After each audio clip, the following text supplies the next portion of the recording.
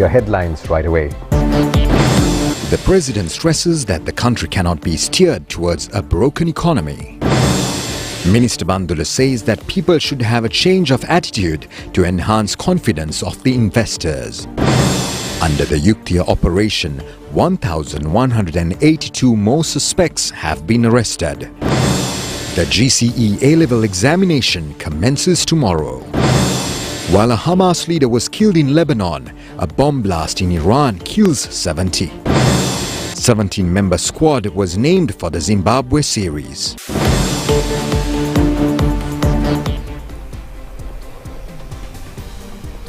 Now for those and other stories in detail.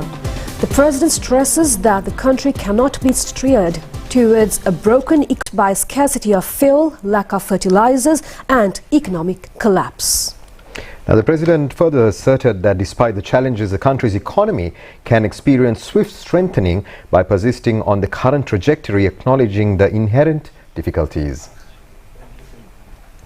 In his address at the Shilpa Abhimani 2023 Presidential Handicraft Award ceremony held at the Sirimavu Bandaranaike Memorial Exhibition Centre in Colombo today, President Ranil Wickremesinghe underscored that making incorrect economic decisions could encourage the devaluation of the rupee. He emphasized his steadfast commitment to avoid compromising the nation's future by succumbing to popular decisions that might have adverse consequences.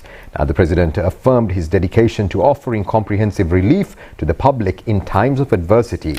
He further declared that the government would extend every necessary support to transform the handicraft industry into a sector contributing significantly to foreign exchange earnings. The National Crafts Council annually organizes the Shilpa Abhimani National Handicrafts Competition, an exhibition with the objective of preserving and promoting traditional and culturally significant handicrafts.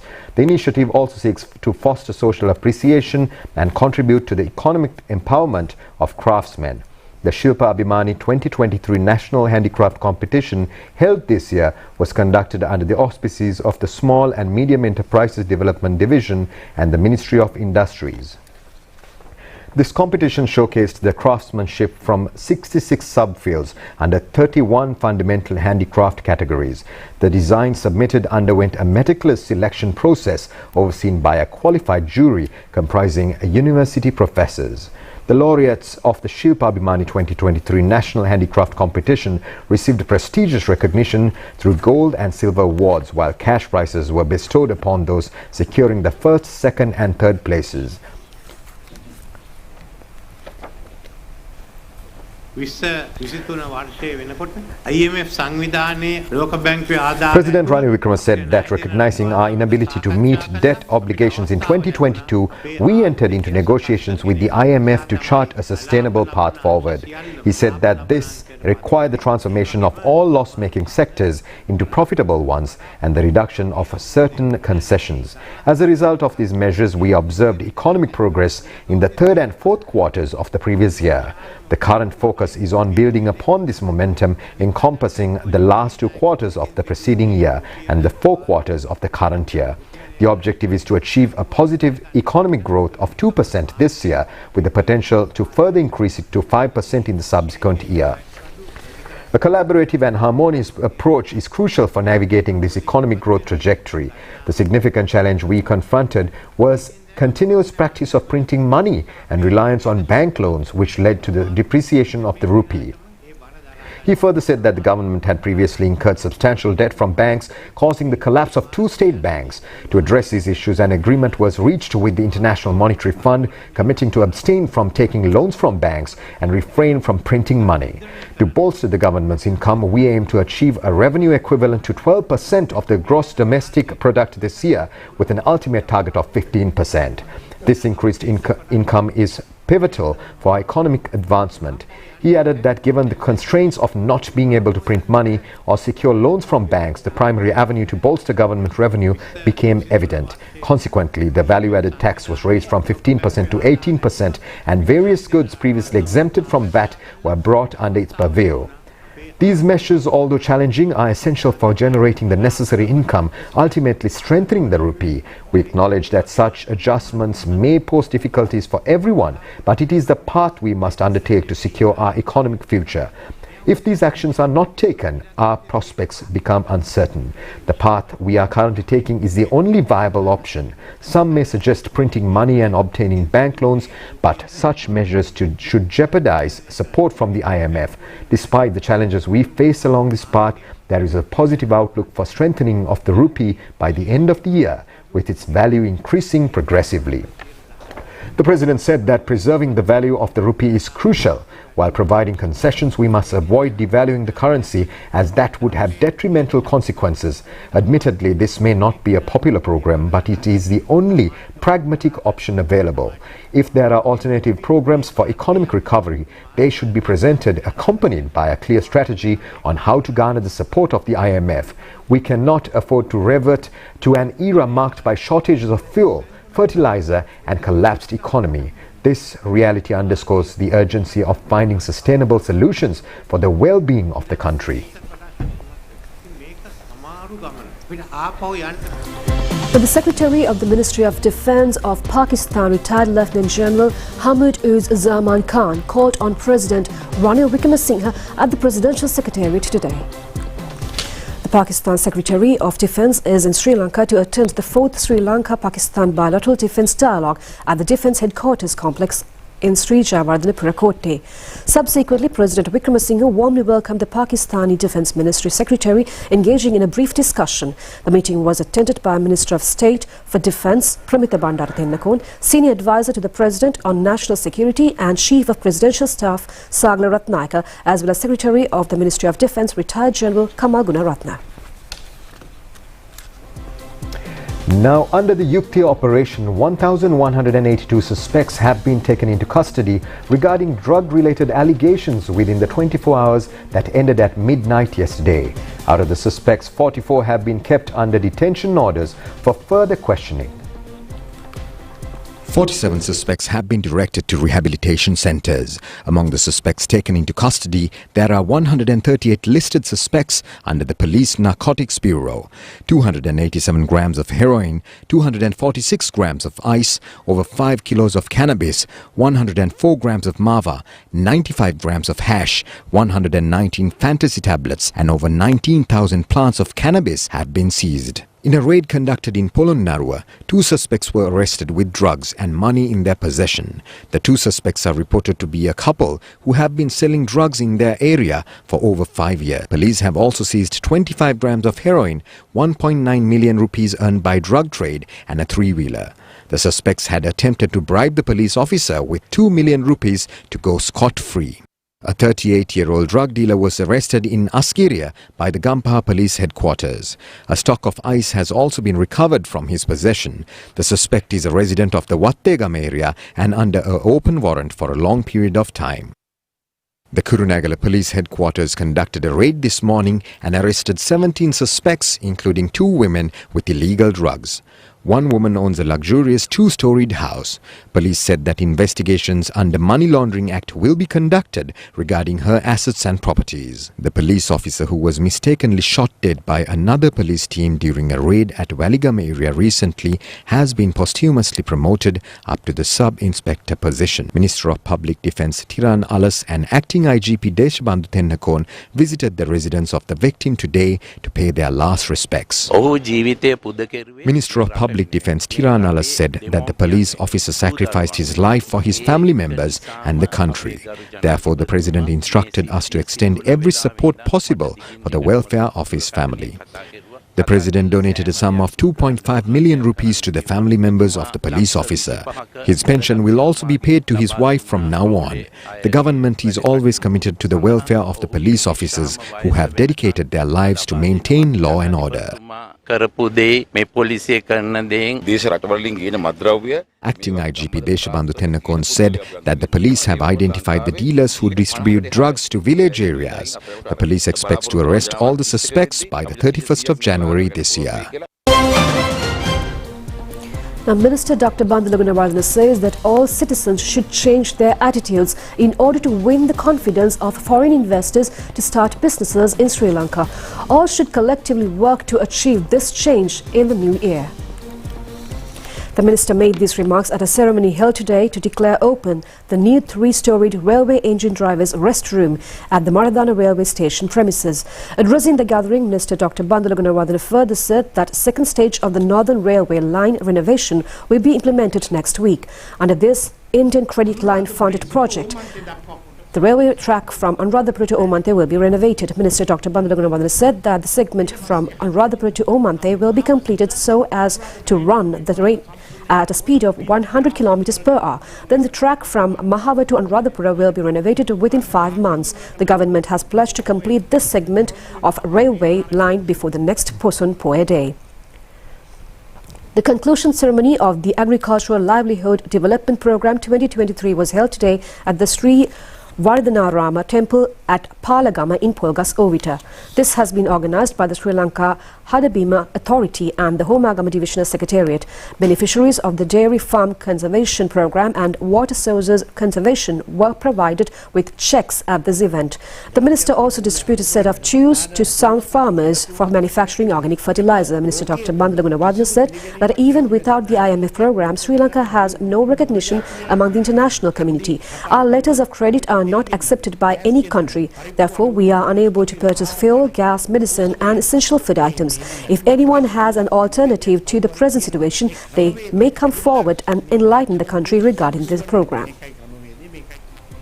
Now, the United Nations Development Programme stresses the need to draw a simple system to increase new tax registrations. Assistant General Secretary of the UNDP, Kanni Wignaraja, says that digitalization is an essential matter in this connection. She points out that to accelerate the tax registration process, people must be convinced that the person who obtains a tax number will not necessarily be subjected to pay income taxes. She expressed these views at a discussion held with the State Minister of Finance, Shihan Semasinghe, at the Finance Ministry this morning. Assistant General Secretary of the UNDP, Wignaraja, also pointed out that the system implemented in Bangladesh in this regard will be essentially important to Sri Lanka. State Minister of Finance, Shihan Semasinghe, said that the government's priority is to digitalize the tax network. The Department of Examinations say that all arrangements have been finalized for GC advanced level candidates to sit for the examination throughout the island without any problem. The examination will commence at 8:30 a.m. from tomorrow. 346,976 candidates will sit for the examination this year. The examination will be held in 3,000 centres island-wide with 319 coordination centres until the 31st of this month. At a press briefing held yesterday, Commissioner General of Examinations Amit Jayasundara said all arrangements are in order to including disaster-hit and vulnerable areas as well to conduct the exam effectively.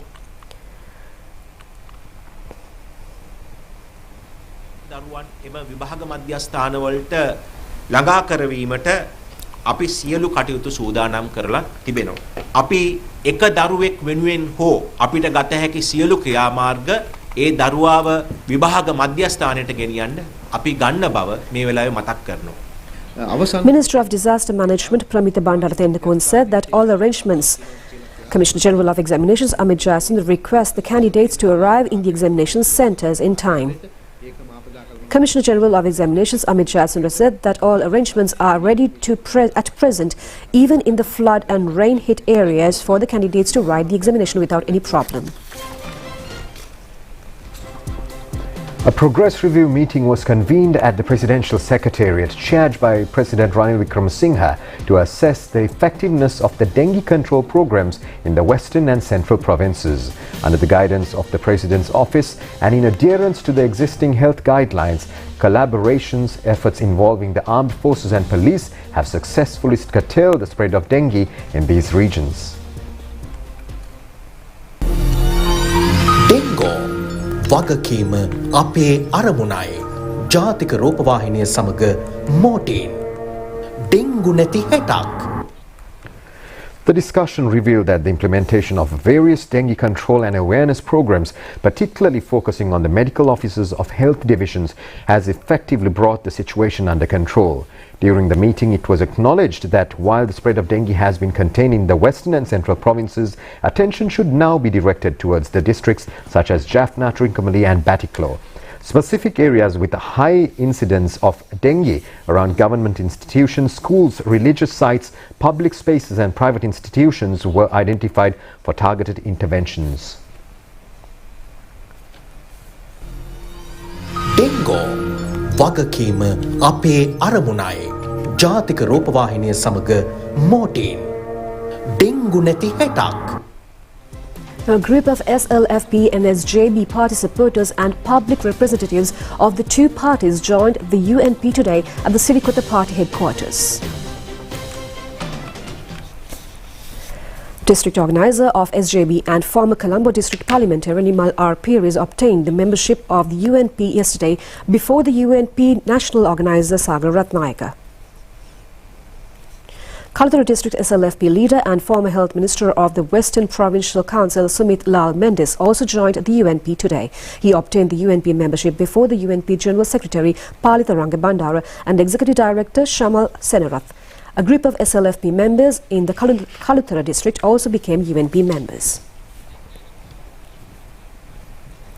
But the Met Department says that isolated showers will be experienced in the eastern, central and Uva provinces tomorrow.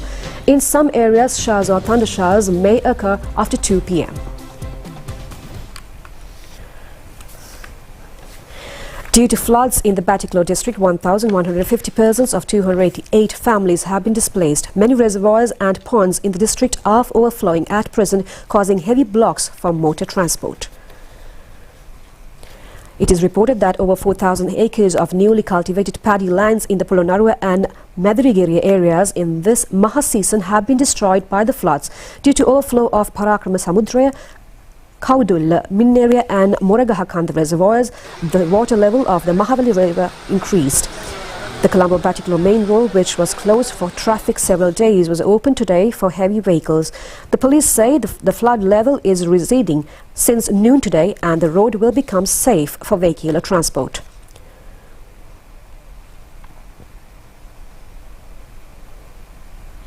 "134 persons of 51 families in the Atanvala village in Alagala were shifted to safer areas due to a risk of landslides. Walls of many houses in this village have cracks. District Disaster Management Center says that there is a risk of huge earth mound in the Atanvala mountain slide. Police also informed the motorists to be vigilant in driving near Haldumulla town along the Colombo-Badulla main road due to a risk of landslide in the area. A leave of all employees of the Silon RXY Board has been cancelled until further notice. The letter pertaining to this decision has been issued by the acting general manager of the board. This decision has been taken under the powers vested by the Extraordinary Gazette Notification number 2363/2 issued on the 6th of December 2023.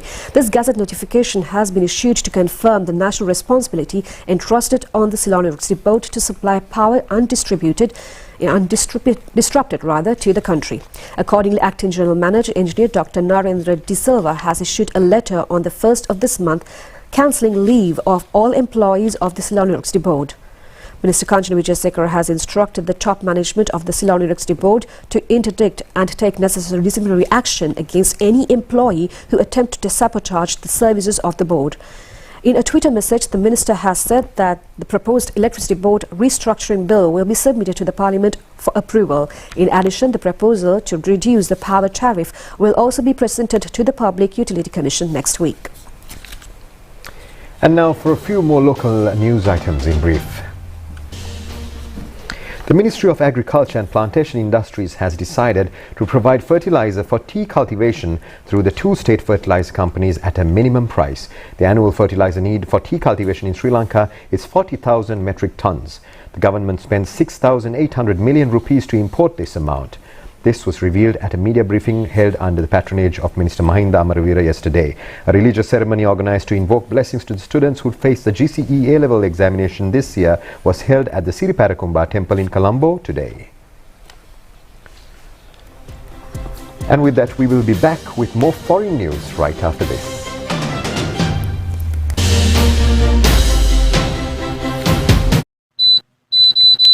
වායු සමනය Celsius අංශක 26 තබමු. අංශකයකින් උෂ්ණත්වය අඩු කළ විට 4%කින් විදුලිය වැයවීම ඉහළ යනවා. අඛණ්ඩ විදුලි සැපයුමකට සහාය වෙමු.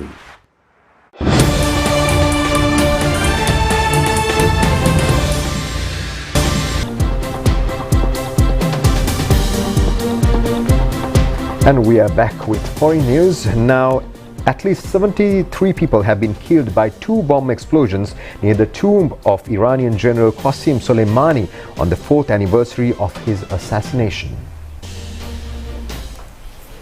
It was reported that another 171 people were wounded when the blast hit a procession near the Sahib al-Zaman Mosque in the southern city of Kerman. It cited Kerman's deputy governor as saying it was a terrorist attack. Hundreds of people were reportedly walking towards the tomb on Wednesday as part of a ceremony to commemorate General Soleimani, who was killed in a US drone strike in neighboring Iraq in 2020.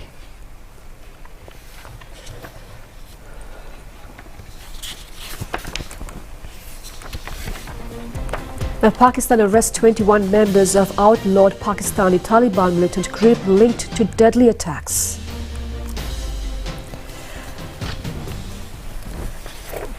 The Provincial Counter-Terrorism Department said that in a statement, the acting on intelligence information, the arrests were made in the eastern Punjab province over the past 2 weeks. The Pakistani Taliban, known as Tehreek-e-Taliban Pakistan or TTP, is a separate group but allied with the Afghan Taliban, who seized power in Afghanistan in 2021. As US and NATO troops were in the final stages, statement said that Mohammad Arshad, an alleged chief commander of the banned Baloch Nationalist Army, which mostly operates in Pakistan's southern western Balochistan province, was also arrested.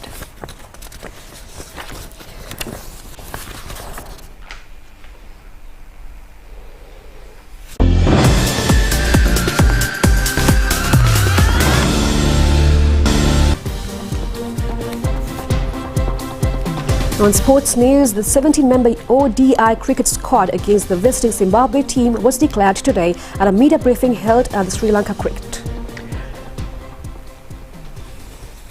Kusal Mendis leads the Sri Lanka squad, while Charit Asalanka has been named as the vice-captain. Pathum Nissanka, Avishka Fernando, Sadira Samaravikrama, Sahanarachige, Nuanidu Fernando, Dasun Shanaka, Janit Lianage, Mahesh Tikshana, Dilshan Madhushanka, Dushmanta Chamira, Dunit Vellallage, Pramod Madhushan, Jeffrey Vandase, Akila Dananjaya and Manidu Hasaranga are the other members of the squad. This has been recommended by Minister of Sports Harin Fernando. Wanidu Hasaranga will be included in matches considering his physical fitness. New chairman of Cricket Selection Committee Upul Taranga and several other members were present at this media briefing. World Cup short term T20 World Cup Chairman of Cricket Selection Committee Upul Taranga said that they have arranged a long-term plan targeting the World Cup tournament 2027. Short-term plan is T20 World Cup tournament scheduled to be held in another 6 months.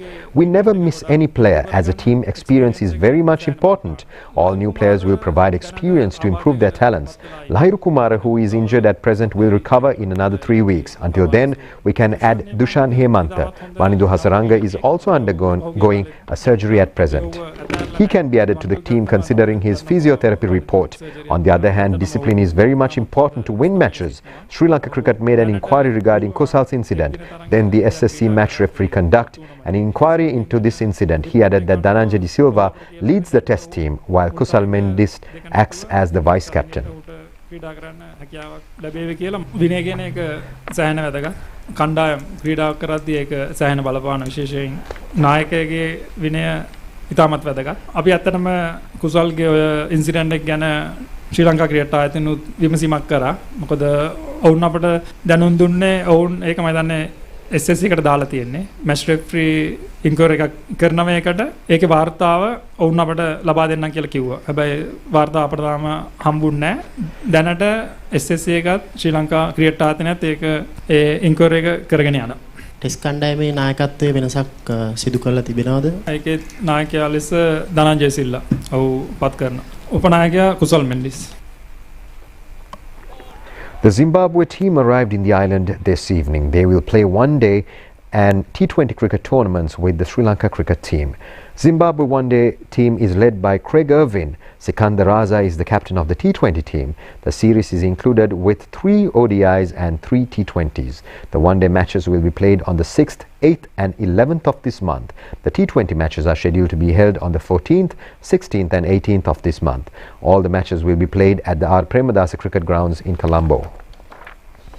Now, Joseph Vaz College Venapur and St. Thomas's College Matale became the co-champions at the All-Ireland Under-18 Men's School Hockey Tournament.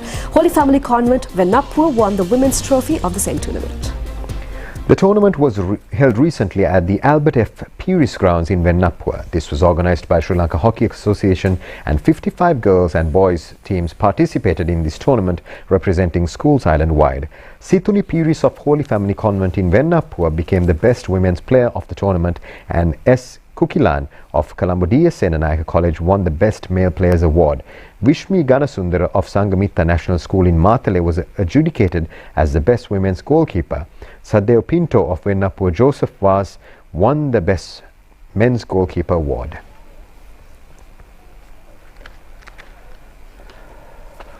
And that's all the news we have for tonight. Join us tomorrow at the same time for the very latest on Channel Eye. I'm Dulanjali together with Shiva signing off. Good night.